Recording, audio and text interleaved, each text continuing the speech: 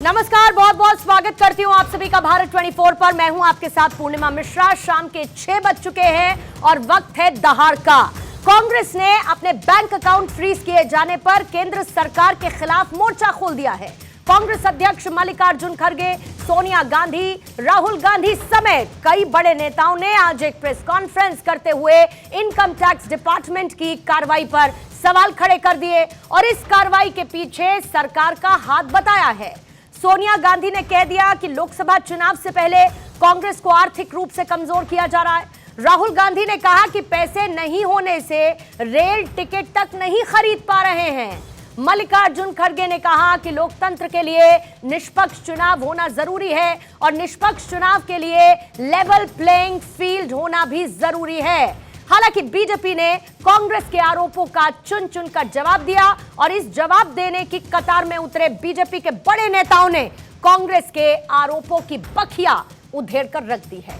BJP के senior leader Ravishankar प्रसाद ने कहा कि राहुल ने सफेद झूठ बोला है। इन्होंने भारत के लोकतंत्र को दुनिया में शर्मसार कर दिया है। तो बीजेपी अध्यक्ष जेपी नड्डा ने कहा कि कांग्रेस हार के डर से ऐसी बयानबाजी कर रही है। साजिशन मुख्य विपक्षी दल का बैंक अकाउंट फ्रीज कर दिया गया है ताकि हम पैसों के अभाव में बराबरी से चुनाव ना लड़े। जब ये सिस्टम बनाया गया तो कांग्रेस पार्टी ने इसे सपोर्ट किया था कि ये बहाना ढूंढने का जो तरीका है कि आज हम हार रहे हैं, हमसे ना हो पाएगा, तो किसके सर पे नारियल फोड़ना है? तो इलेक्टरल बॉन्ड के सर पे नारियल फोड़ देना है। कांग्रेस पार्टी के सारे बैंक अकाउंट फ्रीज कर दिए गए। आप सोचिए, आप किसी परिवार के बैंक अकाउंट फ्रीज करिए, किसी व्यक्ति के बैंक अकाउंट फ्रीज करिए, किसी बिजनेस के बैंक अकाउंट फ्रीज करिए, किसी भी संस्था के बैंक अकाउंट फ्रीज करिए, होता क्या है? एकदम खत्म हो जाता है। कांग्रेस पार्टी राजनीतिक रूप से सूख कर कांटा हो गई है। फिर भी कांग्रेस पार्टी का अकाउंट अगर फ्रीज हुआ तो देश का अकाउंट फ्रीज हुआ। राहुल गांधी, भारत के लोकतंत्र को इस तरह से आप शर्मसार नहीं करें। ये देश आपकी पार्टी से बड़ा है, ये देश का लोकतंत्र आपसे बड़ा है। तो देखिए, आरोप प्रत्यारोप का दौर जारी है। एक तरफ जहां पर कांग्रेस के आरोप तो उस पर बीजेपी के जवाब, और आज इन्हीं पर चर्चा करने की कोशिश करेंगे। और जैसा कि कांग्रेस का आरोप है कि एक दल की मोनोपोली नहीं चल पाएगी और इसके साथ ही लेवल प्लेइंग फील्ड होना चाहिए चुनाव में, इसी को समझने की कोशिश करेंगे। लेकिन उससे पहले कुछ सवालों का जिक्र। आज दहाड़ में सवाल यह रहेगा कि कांग्रेस के आरोप कितने सही हैं और कितने गलत। आईटी की कार्रवाई पर आखिर सियासत एंगल क्यों ढूंढा जा रहा है? हार के डर से कांग्रेस क्या फंड की बहानेबाजी कर रही है? एस्केप गोट है क्या ये? और नियम न मानने पर खाता फ्रीज करना अलोकतांत्रिक कैसे हो सकता है? जैसा कि कांग्रेस ने कहा कि ये सब कुछ अलोकतांत्रिक तरीके से किया जा रहा है और चुनाव में सभी पार्टियों को क्या लेवल प्लेइंग फील्ड नहीं मिल पा रहा है? आइए इसी को समझने की कोशिश करते हैं। बीजेपी की प्रवक्ता अनुजा कपूर इस वक्त हमारे साथ मौजूद हैं। अजय उपाध्याय, कांग्रेस के प्रवक्ता, इस वक्त हमारे साथ जुड़ चुके हैं। परविंदर सेठी जी, राजनीतिक विश्लेषक, स्टूडियो में हमारे साथ मौजूद है। रमनीश वत्स जी, राजनीतिक विश्लेषक के तौर पर दहाड़ का हिस्सा है, और नीलेश लोधा जी, राजनीतिक विश्लेषक है, इस वक्त वो भी हमारे साथ जुड़े हुए। आपका भी स्वागत नीलेश जी। सभी मेहमानों का बहुत बहुत स्वागत करती हूं। लेकिन शुरुआत अजय उपाध्याय जी आप ही के साथ करते हुए, कितने आरोप सही और कैसे आपके माने जाएं? क्योंकि चुनाव नजदीक है और ऐसा लगता है कि कांग्रेस के जीवन में या फिर अलायंस के जीवन में कुछ भी अगर बुरा घटित होता है तो उसके लिए सिर्फ एक ही आरोपी है और वो कोई नहीं बल्कि सिर्फ और सिर्फ बीजेपी है। ऐसा क्यों? पूर्णिमा जी, पहले तो अलायंस के और बाकी चीज़ों में जो जो चीज़ें चल रही है पूरा देश देख रहा है, लेकिन मुद्दा आज अकाउंट, एक प्रिंसिपल अपोजिशन पार्टी के अकाउंट को फ्रीज करने का है। और लोकतंत्र का यह तकाजा करता है कि इक्वल प्लेइंग फील्ड होना चाहिए। और ये चुनाव आयोग भी बड़ी बड़ी ज्ञान अभी कुछ ही दिन पहले बघार रहा था। चुनाव आयोग के संदर्भ में भी यदि देखें तो उससे भी इसकी सूचना पूरी तरह से हम लोगों ने दी है। जिस तरह की परिस्थिति है सबको पता है। 2017-18 में ये जो है कहीं ना कहीं जिस बात को लेकर के आईटी ने आकर के ये काम किया है, 17-18 की ये घटना है और मात्र 14.5 लाख रुपए से भी कम का ये अकाउंट मनी का मामला है, जिसमें चंदे के पैसे कैश से लिए गए और वो उसके भी डिटेल्स हैं ऑलरेडी। हमारे सांसद और हमारे जो एमएलए हैं उन्होंने अपने सैलरी के पैसे से कैश से उन्होंने जमा किया था। ओवरऑल 199 करोड़ रुपए जो जमा हुए थे उसमें 14 लाख रुपए कितने होते हैं, 0.07% से भी कम। जबकि हम पर पेनल्टी कितनी घोषित की गई, वो 106 गुना ज्यादा, 106%। और उसके तहत हमारा 210 करोड़ रुपया पहले ही फ्रीज इलेक्शन से 3 वीक पहले कर लिया गया। अभी अभी फिलहाल 115 करोड़ और जो हमारे अलग अकाउंट में थे उसको भी फ्रीज कर दिया गया। ये एक बहाना बनाया जा रहा है कि आपने 14.5 लाख रुपए का हिसाब 2017 में नहीं दिया, इसलिए 2014 के इलेक्शन के एक सप्ताह पहले आपके सारे पैसे को फ्रीज कर दिया जाएगा, आपके अकाउंट को फ्रीज कर दिया जाएगा, ताकि आप चुनाव में अपने कैंडिडेट को, चुनाव में प्रचार के लिए जो पैसे जाते हैं, चुनाव में रैली और कार्यक्रम के लिए जो पैसे जाते हैं, विज्ञापन के लिए जो पार्टियों के द्वारा पैसे जाते हैं, वो आप नहीं दे सकते। दूसरी तरफ आए दिन आप देख रही हैं टीवी मीडिया से लेकर के और सड़कों पर किस तरह भाजपा का जो है पैसा आज किस तरह से पानी की तरह बहाया जा रहा है। और सबको पता है कैसे इलेक्ट्रल बॉन्ड के माध्यम से धोखाधड़ी करके कंपनियों को जबरदस्ती मजबूर करके, यहां तक कि ईडी, सीबीआई, आईटी जैसे संस्थानों का दुरुपयोग करके कैसे पैसे उगाही किए गए। चंदा दो धंधा लो का जो ये नया रवैया अपनाया गया। एक तरफ हर शहरों में 5 स्टार होटल खोल ली भाजपा। इलेक्टोरल बॉन्ड मिले वो भी क्या आप लोगों ने डरा धमका के कंपनियों से लिए? उनको किसी चीज का आपने डर दिखाया और उसके बाद कांग्रेस को इलेक्टोरल बॉन्ड मिले?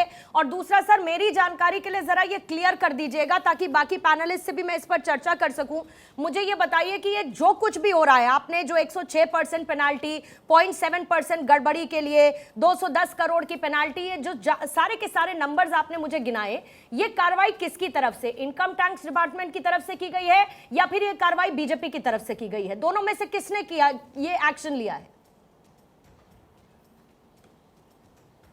देखिए, ये सर्वविदित है। पिछले 7-8 वर्षों के अंदर में, शुरुआत के 6 महीने साल भर जो भी परिस्थिति रही हो, जब 2014 में सरकार आई, उसके बाद ईडी, आईटी और इनकम टैक्स डिपार्टमेंट और सीबीआई, ये किसका एक तरह से प्रचार का विंग है?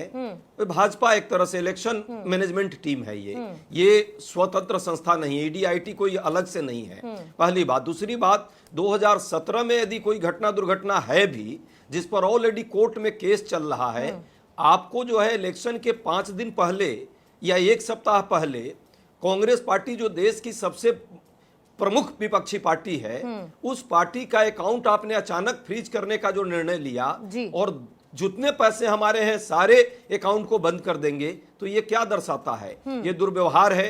कहीं ना कहीं आप चाहते हैं कि लोकतंत्र में लोकतांत्रिक जो मर्यादा और मूल्य हैं जिसके तहत स्वस्थ प्रतियोगिता होगी, वो नहीं हो। पैसे के अभाव में, ठीक है, 30 साल पुराना ये मामला अनुजा, और उसके बाद 210 करोड़ की पेनाल्टी, 0.7% गड़बड़ी के लिए 106% की पेनाल्टी, और इनकम टैक्स डिपार्टमेंट का दुरुपयोग करने वाली पार्टी बीजेपी, वो भी उसके भी हिसाब दिए गए हैं पूर्णिमा जी। ठीक है सर, ठीक है पूर्णिमा जी, वो हिसाब हमने दिए हैं। ठीक है सर। इनकम टैक्स डिपार्टमेंट ने जो नोटिस दिया, कोर्ट में मामला पेंडिंग में है। ऐसा नहीं कि कोई गड़बड़ी हमने है। कोई पार्टी इनकम टैक्स नहीं देती है, ये सबको पता है, आपके दर्शक को भी पता है। ठीक है अनुजा, ये आईटी को अपने इशारों पर क्या नचाया जा रहा है? कांग्रेस आरोप ये लगा रही है कि कांग्रेस पार्टी को अपाहिज बनाने की तैयारी है, ये उसी की एक कोशिश है। हम अपने उम्मीदवारों को एक जगह से दूसरी जगह नहीं भेज पा रहे, पैम्पलेट तक छपवाने के पैसा नहीं है, कोषाध्यक्ष कह रहे हैं। लेकिन सबसे बड़ी बात यह है कि प्रधानमंत्री मोदी को बता दिया गया है करप्शन बॉन्ड किसकी तरफ से? कांग्रेस की तरफ से। तो क्या ये सारा का सारा चुनावी खेल है कि चुनाव से ऐन पहले कांग्रेस के साथ इस तरीके की कार्रवाई की जा रही है आईटी की तरफ से? जय श्री राम पूर्णिमा जी और मेरे पैनलिस्ट को नमस्कार।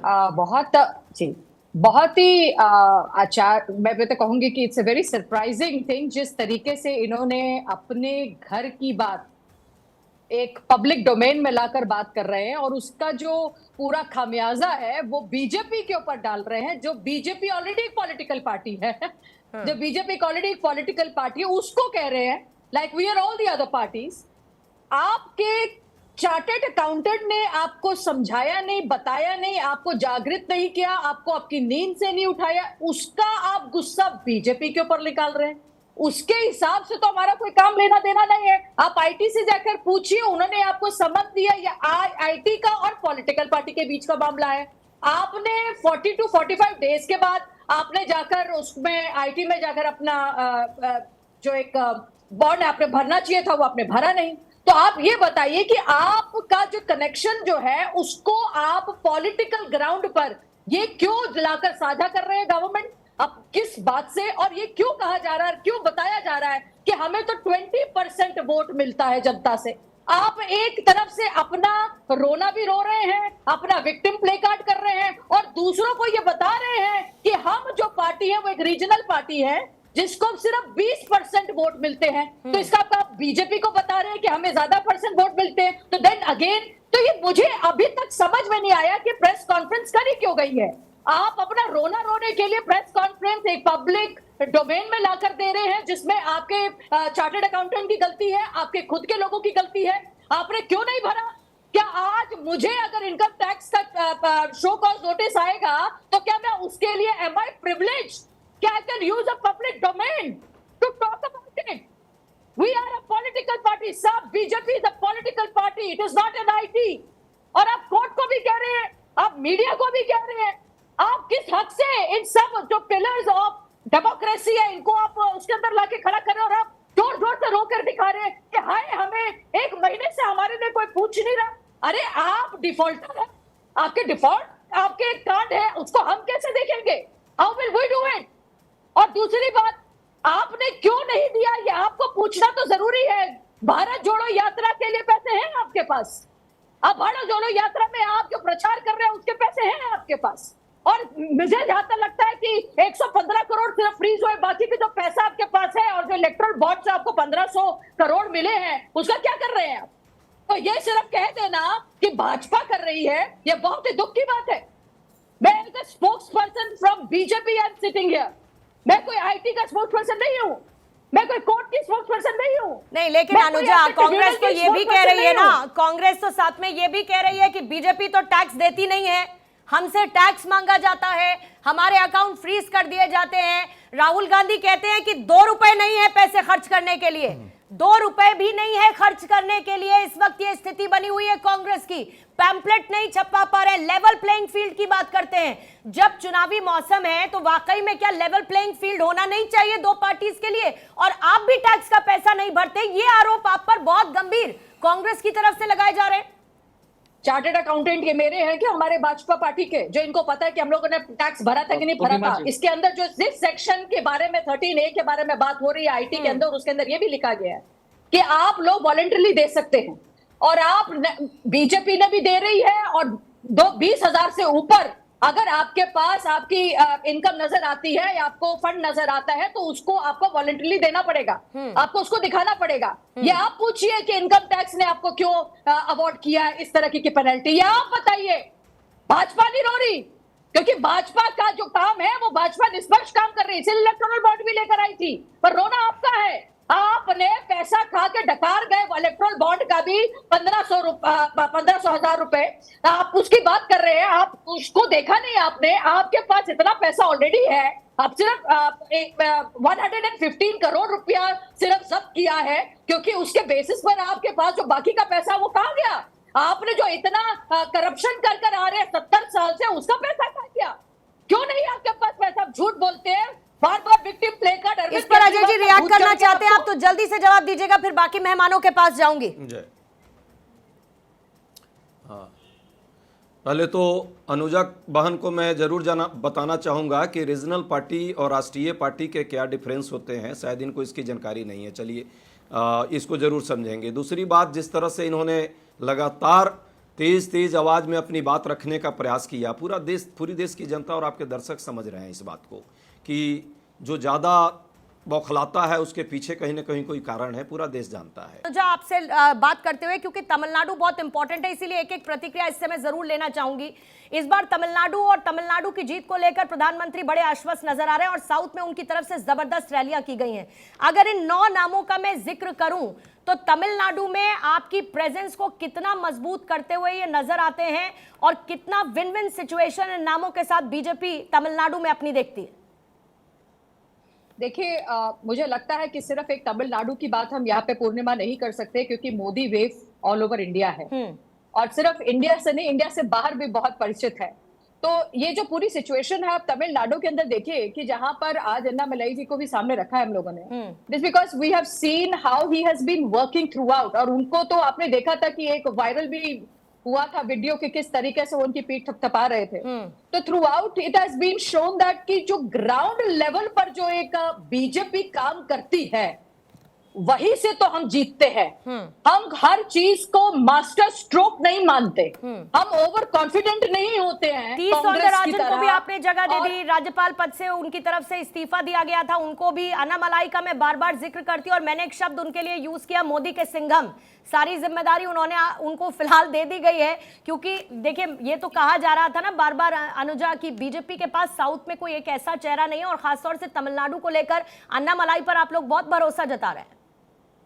देखिए साउथ का चेहरा तो ये लोग कहते हैं कांग्रेस अपने आप को मजाने के लिए कि हमारे पास कभी कोई चेहरा नहीं था। ऐसा कभी नहीं रहा कि हम लोगों ने जम्मू से लेकर कन्याकुमारी तक हम लोगों ने विन नहीं लिया है। हम हर समय या तो वोट शेयरिंग में बढ़ते रहे या हम लोगों ने अपने परसेंटेज को बढ़ाते रहे। तो ऐसा कभी नहीं हुआ कि हम लोग साउथ के अंदर कभी भी, आज आप जहां पर भी देखिए जहां एनडीए की सरकार खड़ी हो रही है वहां एनडीए का प्यार हमें हर समय से मिलता रहा है। और एनडीए ऐसी जगह है कि जहां पर हमारे भाई हमारे बहन जब साथ जुड़े हैं तो वो रिश्ता स्ट्रॉन्ग ही हुआ है। इनकी तरह इंडिया अलायंस की तरह टूटा नहीं है, हम लोग उसके अंदर खड़े रहे हैं और आज तक जो भी गए हैं वो कानों की तौबा करके वापस हम सब एक साथ भाई बहन एक साथ आकर खड़े हो गए हैं। Why? Because we believe in democracy. हम लोग प्रधान सेवक के साथ मिलकर इन एनडीए पूरा एक गठबंधन, एक पूरे पुरजोर तरीके से 400 पार की तरफ देख रहे हैं। और साउथ लॉबी शुरुआत से हमारे साथ थी। Is just the perception was been made by the Congress and you will see the result very soon. Wherever you will see, of course, it may not be that landslide, but we are winning the South in a very good could position. not be a landslide. Very good position. आपका ये शब्द मैं लेके चल रही हूँ, could not be a landslide, और इसको लेकर लगातार एक आशंका है कि 400 पार अगर करना है बीजेपी को तो साउथ को साधना होगा। बहरहाल वापस आते हैं अपनी चर्चा की तरफ। अजय उपाध्याय जी अपने काउंटर के साथ आगे बढ़िएगा, फिर बाकी तीनों मेहमानों के पास जाऊंगे। देखिए इलेक्ट्रोल बॉन्ड के बारे में बहन अनुजा जी ने चर्चा की थी। ये तो पूरा सब देख रहे हैं, पूरा देश देख रहा है संवैधानिक मोर्चे पर किस तरह से फेलियर हुआ है। सुप्रीम कोर्ट को एक तरह से उसको खारिज करना पड़ा। अब इसके बाद भी इतना बड़ा मुंह पर थप्पड़ पड़े, उसके बाद भी हम कहें कि नहीं नहीं जी मैं तो बहुत स्वस्थ हूं, तो अब इसका तो कोई इलाज नहीं है। पूरा देश देखा कि किस तरह संवैधानिक संस्थाओं पर इन्होंने प्रहार किया लगातार। ईडी सीबीआई आईटी का किस तरह दुरुपयोग करके 30 कंपनियों को पहले रेड पड़ती है, उसके बाद वो चंदा देते हैं। कुछ कंपनी ऐसी है जो कोरोना के टाइम, मैडम नन स्टॉप, पूर्णिमा जी सुनिए सर, कुछ शब्दों का आपने इस्तेमाल किया, वो शब्द मेरा ध्यान आकर्षित कर रहे हैं। आपने शुरू से कहा कि ये सर्वविदित है, ये सब लोग जानते हैं कि बीजेपी ने क्या किया, किस तरीके से थप्पड़ पड़ा।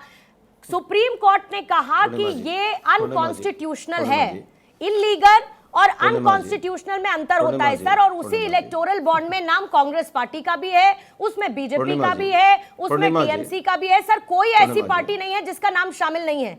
मैं ये कहती हूं कि क्या आपको लगता है कि अब इनकम टैक्स की इस कार्रवाई के बहाने आप अपनी देखी जाने वाली हार को कहीं ना कहीं कवर अप करते हुए, कवर फाड़ देते हुए नजर आ रहे हैं सर? पूर्णिमा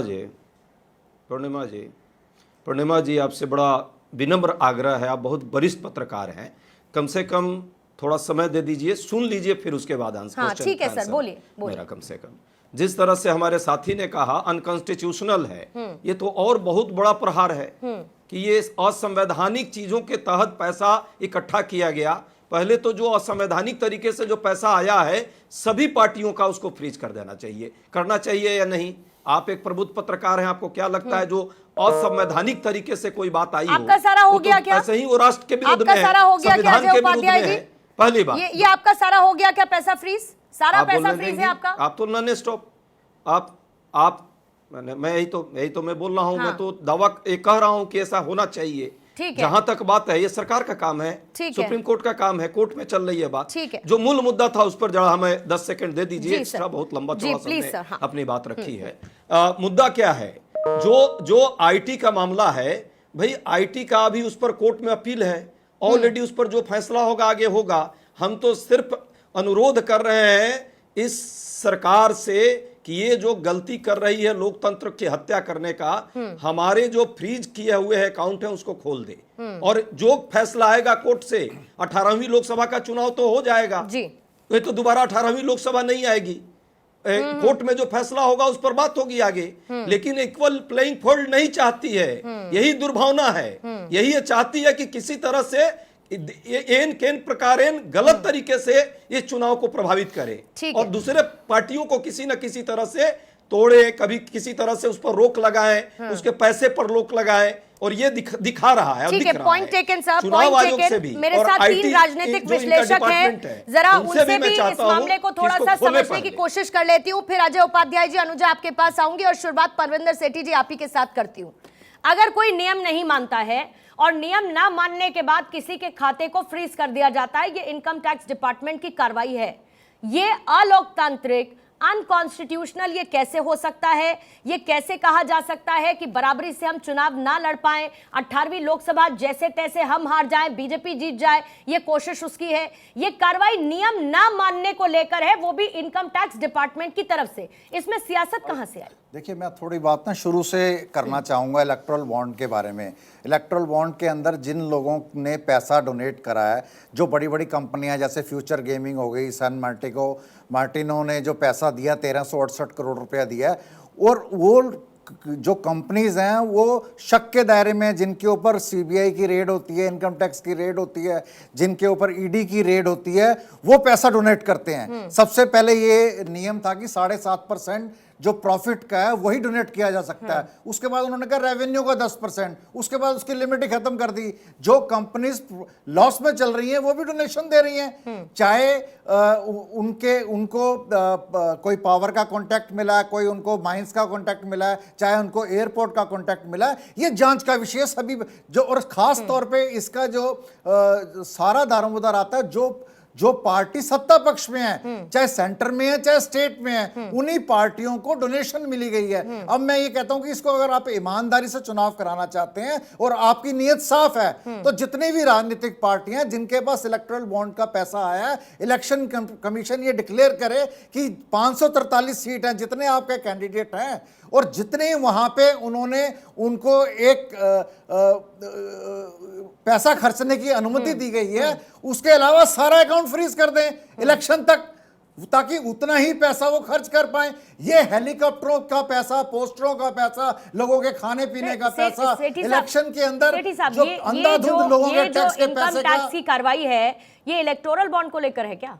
कांग्रेस पर जो की गई है ये इलेक्टोरल बॉन्ड समय सही नहीं, मैं पूछ रही हूं कि ये जो कार्रवाई आपने इलेक्टोरल बॉन्ड के साथ शुरुआत की ना, इसीलिए मैं पूछ रही हूं कि ये जो कार्रवाई, ये जो अकाउंट फ्रीज कर गए हैं, ये इलेक्टोरल बॉन्ड वाले हैं या फिर ये पुराना मामला है बहुत जिसको लेकर बात कर रही है कांग्रेस? बिल्कुल होनी चाहिए कार्रवाई, लेकिन अगर आप किसी चीज को इस समय के अंदर चुनाव के अंदर किसी व्यक्ति को ठीक है, मतलब आप ये कह रहे हैं कि आगे पीछे होता, एक साजिश के तहत होता, आप ये कह रहे हैं कि आगे पीछे होता तो वाजिब होता, लेकिन इस टाइमिंग पर करना तो सोई हुई थी चुनाव से पहले। नहीं, जो एजेंसियां वो सोई हुई थी इतने टाइम से वो सोई हुई थी। आज ये अगर किसी विपक्षी पार्टी को टारगेट किया जाता है, उसके ऊपर प्रश्न चिन्ह लगाया जाता है कि इनका पैसा फ्रीज कर दिया जाए, ताकि ये हमारे सामने खड़े ना हो इसको और इलैबोरेट आप कीजिएगा। लेकिन नीलेश जी आपके पास आते हो, फिर रमनीश जी आपके पास आऊंगी। नीलेश जी, क्या आपका भी यही मानना है लेवल प्लेइंग फील्ड सभी पार्टियों को मिलता हुआ इनकम टैक्स डिपार्टमेंट की इस कार्रवाई के बाद आपको नजर नहीं आ रहा है 18वीं लोकसभा के लिए, 2024 चुनाव के लिए, और ये सब कुछ बीजेपी करा रही है जैसा कि कांग्रेस का आरोप है? और देखिए, मैं आपको ना तो मैं विपक्ष की तरफ से ना तो बीजेपी की तरफ से, मैं आपको एक नॉन पॉलिटिकल व्यू संक्षिप्त में बताता हूँ पूरे घटनाक्रम के हिसाब से। ओके, प्राइम मिनिस्टर ने जो भी इलेक्शन के ना घोषणा पत्र में था उन्होंने अनाउंस किया था। ओके, राम मंदिर भी हो गया था, आर्टिकल 370 भी लग गया, वो पूरी तरफ 400 सीट की तरफ जा रहे थे, वो ऐसे ही जीत रहे थे। उनको इस आखिरी पड़ाव में आके ऑपोजिशन का पूरा पैसा फ्रीज करना, वो भी एक 1997 के मोतीलाल जी वोरा के वो भी 17 लाख का, और दूसरा ये भी आपको पता है कि नोटिस आया जिसपे केस चल रहा है जो सीताराम केसरी का 1994 का असेसमेंट का, उसके ऊपर भी फाइन लगा है और उसके ऊपर भी फीस लगा है। तो ऐसे इलेक्शन जीतने में जैसे ना कि ऐसे क्या मजा है जब आप अकेले लड़ रहे हो, जब दौड़ में आप अकेले भाग रहे हो, ऐसे जीतने में क्या है। बीजेपी ऐसी 400 सीट जीत रही थी और ऑपोजिशन के पास मुंह छुपाने के लिए जगह नहीं था। अब उन्होंने उनको एक चांस दे दिया है। और रही बात इलेक्ट्रल बॉन्ड की, कांग्रेस को ये तो स्टंट है इलेक्ट्रल बॉन्ड का। जब अरुण जेटली पेश कर रहे थे पार्लियामेंट में, उस समय पूरा का पूरा कांग्रेस ने एक भी क्वेश्चन रेज नहीं किया था।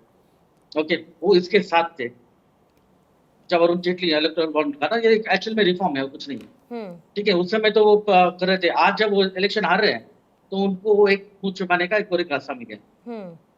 This is nothing but a questioning. ठीक है, पर जब एक बीजेपी ऐसी संजीवनी के जीत तौर रही थी, पर चारों आपको तरफ से लगता उसका है नाम था, कि ये बीजेपी जरूरत ने नहीं थी। मौका दे दिया, बीजेपी ने मौका क्या दे दिया मौका इस दे दिया कार्रवाई मुंह के साथ। छुपाने का? लेकिन मैं फिर उसी सवाल पर आती हूँ, रमनीश वत्सी, मुझे ये समझाइए कि ये कार्रवाई कैसे बीजेपी की तरफ से की गई है। मैं ये समझना चाहती हूँ। ये कार्रवाई इनकम टैक्स डिपार्टमेंट की तरफ से की गई है। हाँ, आप इसकी टाइमिंग पर सवाल उठा सकते हैं, उसको लेकर आप जिस तरीके से विपक्ष सीबीआई, आईटी, इसके साथ साथ तमाम एजेंसीज पर सवाल उठाता है, वो कर सकता है, क्योंकि वो विपक्ष में है और विरोध करने की उसकी आजादी है। लेकिन फिर भी ये कहना कि ये बीजेपी करा रही है, ये कितना जायज नजर आता है। और कहीं ना कहीं क्या बीजेपी पर आरोप लगाकर एक एस्केप गोट के तरह कांग्रेस इसको आगे बढ़ाती हुई दिख रही है? आपको लगता है कि ऐसा इस्तेमाल हो रहा है इसका? देखिए, सबसे पहली बात है कि पूर्णिमा जी, 100 चूहे खा करके बिल्ली चली हज को चुकी। ये देखिए, मंदिर तो जाते नहीं, हज ही जाएंगे। फिर दूसरी बात कहते हैं कांग्रेस के 115 करोड़ इनकी मात्र फ्रीज हुई है। 115 करोड़ वो भी चंदा जो आया है इलेक्टोरल बॉन्ड से के माध्यम से, या जिस तरह के माध्यम से भी आया है।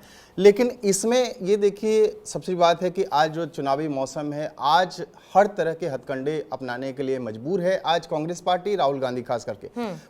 1000 करोड़ से ज्यादा, 1500 करोड़ आपके इलेक्टोरल बॉन्ड के माध्यम से चंदा आया, उसमें तो कोई फ्रीज नहीं किया है। 115 करोड़ जो फ्रीज हुआ है उसमें वो भी देखिए, वो भी अनियमितता कहीं ना कहीं पाई गई। इनकम टैक्स डिपार्टमेंट को आपने फाइल नहीं किया, जिसके वजह से फ्रीज किया गया। तो ये आरोप देखिए, ये क्या चाहते हैं कि सीबीआई, ईडी, इनकम टैक्स, ये भ्रष्टाचार पे भ्रष्टाचार करते जाएं और ये सारी की सारी एजेंसियां जो आंख मूंद ले, यही चाहते हैं। ये सबसे बड़ी बात है कि राहुल गांधी आज जो जिस तरह के आरोप लगा रहे हैं, करप्शन बॉन्ड, इनके नेता भी करप्शन बॉन्ड किनको साबित करने के प्रयास कर रहे हैं? मोदी जी को। अरे भैया, मोदी जी का तो एक ही नारा है, न खाऊंगा न खाने दूंगा। और आज सबसे बड़ी बात है, न खा रहे न 2014 से इनका ताला बंद कर रखा है। इनका जो एक गिरोह चलता था, भ्रष्टाचार का गिरोह, और एक दो नहीं है। देखिए कितने घोटाले गिनाऊं। अजय जी, आप तो बैठे हैं, आपको सुनना पड़ेगा। कोयला घोटाला से जीप घोटाला, नेहरू जी के समय में कृष्ण मेनन ने राजनयिक हुआ करते थे, उस समय वो घोटाले में संलिप्तता पाई गई, उनको मंत्री पद दे दिया जाता है कांग्रेस की सरकार में। कोयला घोटाला, 2G घोटाला, 2G स्पेक्ट्रम घोटाला, शारदा घोटाला, आईएनएक्स घोटाला, एयरसेल घोटाला, एंट्रिक्स घोटाला, लैंड फॉर जॉब घोटाला, उसको जम्मू कश्मीर में क्रिकेट एसोसिएशन उसमें घोटाला, आदर्श हाउसिंग घोटाला, 2G स्कैम हमने तो देखा सबसे बड़ा, और कॉमनवेल्थ घोटाला हाल में। नेहरू जी से लेकर के अब तक मनमोहन सिंह जी के सरकार में इतने घोटाले होते रहे, सारी की सारी एजेंसियां क्या करें? आंख मूंद ले, यही ये चाहते हैं। देखिए, सबसे बड़ी बात है कि आपको ऐसा नहीं है कि इलेक्टोरल बॉन्ड के माध्यम से भारतीय जनता पार्टी को भी आ रही है चंदा, आपको भी आ रहा है, लेकिन आपको 100 रुपया यदि भारतीय जनता पार्टी को चंदे के रूप में मिलता है, आपको 20 रुपया मिल रहा है, लेकिन 20 रुपया मिल रहा है या उससे भी कमतर मिलेगा। लेकिन इसके पीछे कारण क्या है? आपको ये बताए, कांग्रेस पार्टी को आम ये देश की जनता चंदा क्यों दे? ताकि आप सीए का विरोध करें, ताकि आप बाबरी मस्जिद फिर से बना दें, धारा 370 फिर से आप लागू कर दें जम्मू कश्मीर में। आप चाहते क्या है? क्योंकि आम जनता का सबसे ज्यादा दोहन, और इनका तो एक और मुहिम है ना, सनातन का विरोध। आप यही चाहते हैं ना, सनातनियों का समूल नाश कर दे। इस तरह से इसलिए देश की जनता इसलिए आपको वोट करे। आप यही चाहते हैं ना,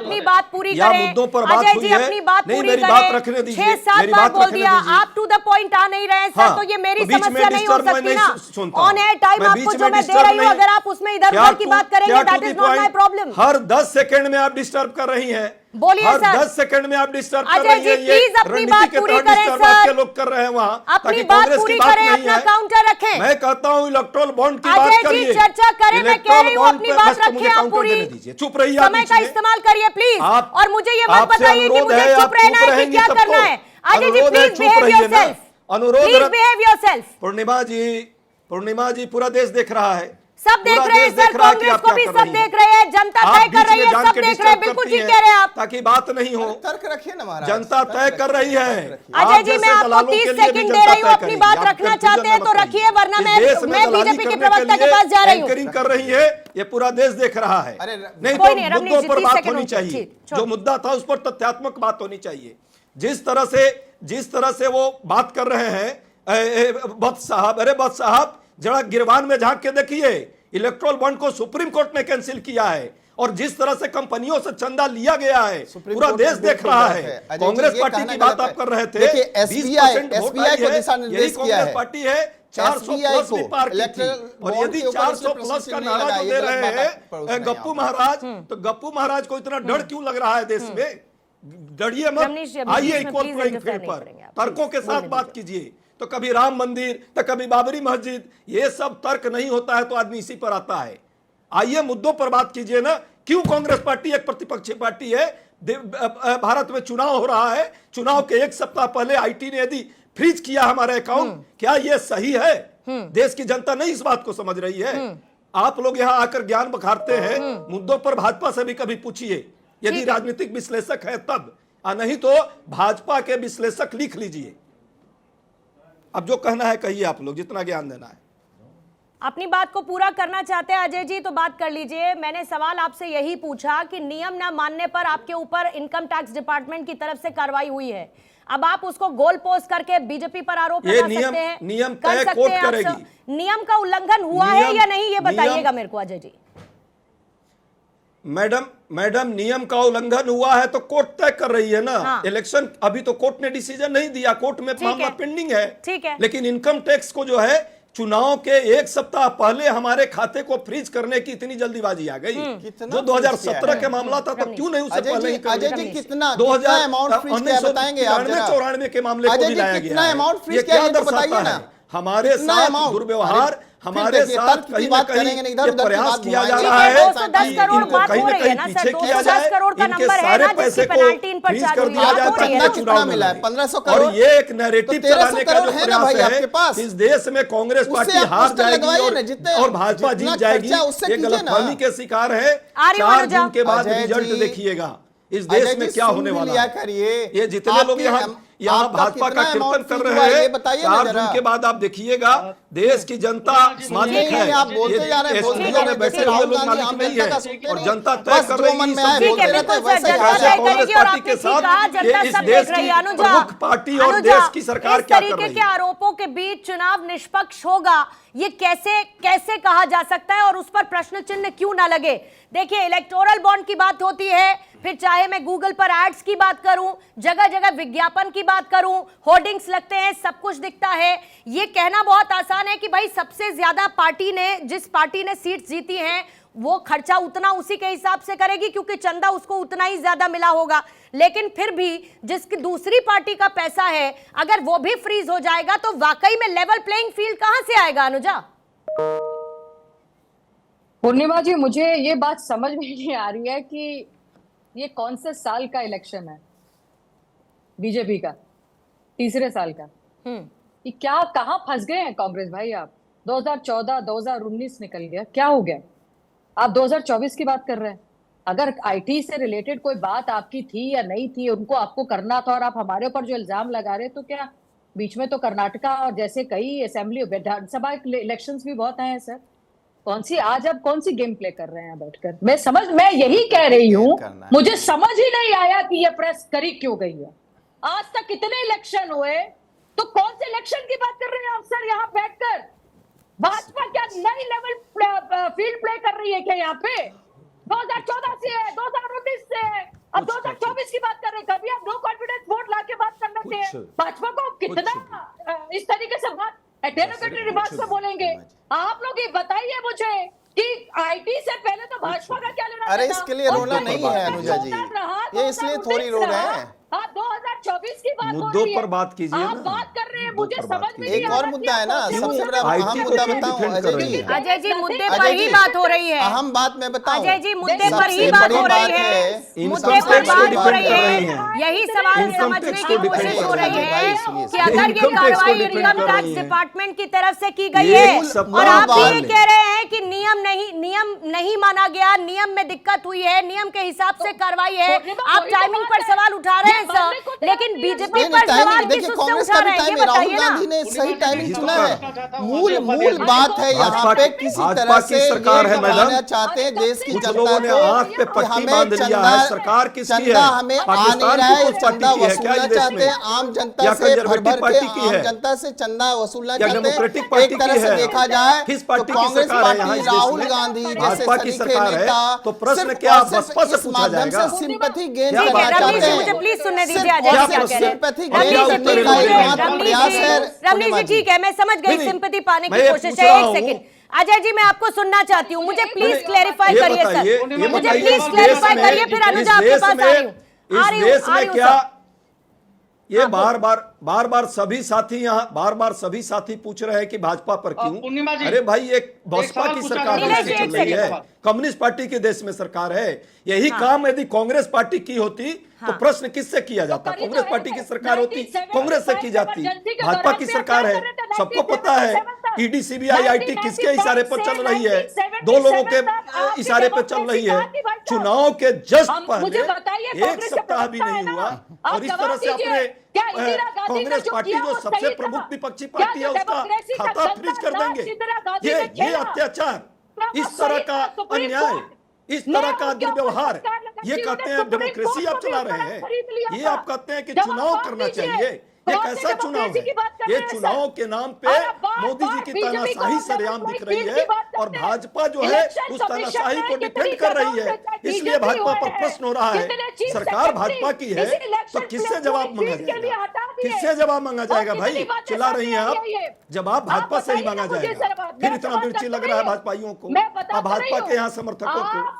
अरे भाई देश में भाजपा की सरकार है, भाजपा जिस तरह न्याय अत्याचार कर रही है, एक तरफ तो लाखों करोड़ रुपए की चोरी। अरे सर तो आप मुद्दे उठा के जमीन पर आइए ना, लड़िए, जनता को प्रभावित करिए, मुद्दों से बताइए कि बीजेपी कैसे कर रही है, क्या क्या कर रही है। एक सेकंड रमनीश जी, मुझे नीलेश जी से एक प्रतिक्रिया लेनी है, उसके बाद आपके पास आऊंगी। नीलेश जी आप उठने दे रही है। अजय जी मैं आपसे एक छोटा सा सवाल पूछना चाहता हूँ। अजय जी आप इसका जवाब दे पाएंगे? एक छोटा सा सवाल है। ठीक है, नीलेश जी को सुनने दीजिए सर, मेरे ऊपर भी आप आरोप लगा लीजिए। ऐसा लगता है कि आप लोगों के जीवन में कुछ बचा ही नहीं है सर। हर कोई दोषी है, हर कोई आरोपी है, और अगर कोई पाक साफ है तो वो कांग्रेस और कांग्रेस के सारे प्रवक्ता। गजब बात करते हैं सर आप। आपसे मैं सवाल पूछ रही हूँ, आप मुझे कह रहे हैं कि मैं पक्ष ले रही हूँ बीजेपी का। गजब बात कर देते हैं सर। प्रश्न पूछ रहा है, मुद्दे पर आप आ नहीं रहे, सबको पता है, सर्वविदित है, पता नहीं क्या सर्वविदित है सर। आप बताइए ना, आप कांग्रेस के प्रवक्ता है, जवाब दीजिए आप। मुद्दा है इनकम टैक्स ने एक सप्ताह पहले क्यों? अजय जी अरे सर ये मैं क्या जवाब दूंगी? मैं इनकम टैक्स डिपार्टमेंट की स्पोक्सपर्सन हूँ क्या?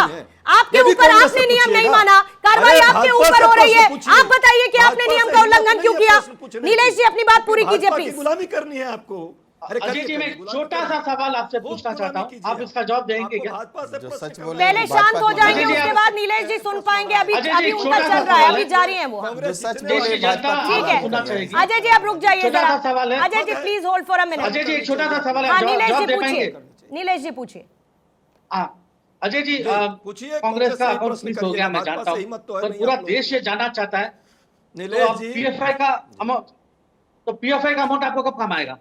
क्या आप उसको यूज करेंगे पीएफआई का अमाउंट को? वो खाते कब काम आएंगे आपके?